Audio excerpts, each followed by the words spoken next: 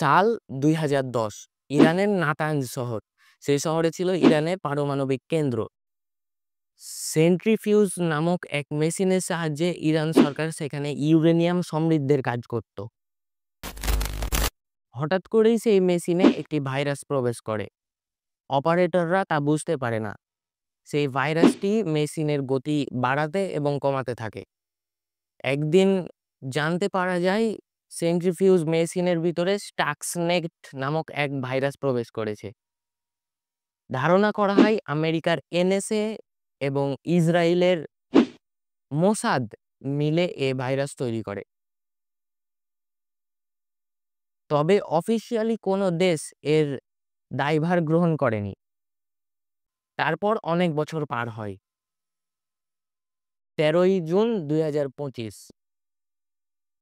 Israel Operation Rising Lion নামের একটি operation চালায় ইরানের ওপর, যেখানে তারা সারা দিন ইরানের ওপর ব্যালিস্টিক মিসাইল ক্ষেপণ করে।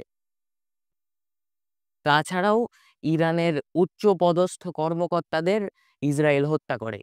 এ কারণে ইসরায়েলকে সহযোগিতা করেছিল ইসরায়েলের গোয়েন্দা সংস্থা মোসাদ। আর মোসাদের গোয়েন্দারা অনেক দিন ধরে ইসরায়েলে অবস্থান করছিল। ইরান সবকিছু বুঝতে অনেক দেরি করে ফেলে। তারপরে ইরান এবং ইসরায়েলের মধ্যে নানা রকম ধাওয়া পাল্টা ধাওয়া চলতে থাকে। এরপর ২২শে জুন ২০২৫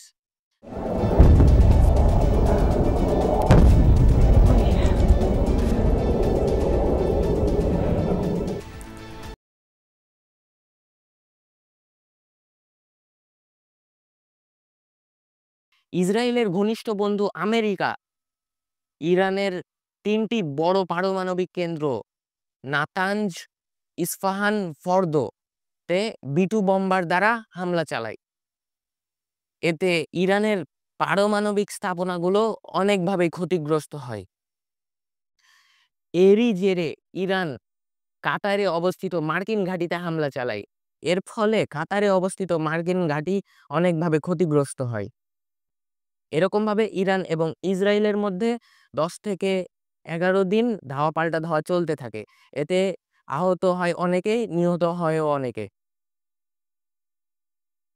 বর্তমানে যুদ্ধবিরতি চললেও ইসরায়েল আবারও ইরানের ওপর হামলা করতে পারে, কিংবা ইরানও আবার ইসরায়েলের ওপর হামলা করতে পারে। ভিডিওটি ভালো লাগলে লাইক করুন, শেয়ার করুন এবং চ্যানেলটি সাবস্ক্রাইব করে পাশে থাকুন। আল্লাহ হাফেজ।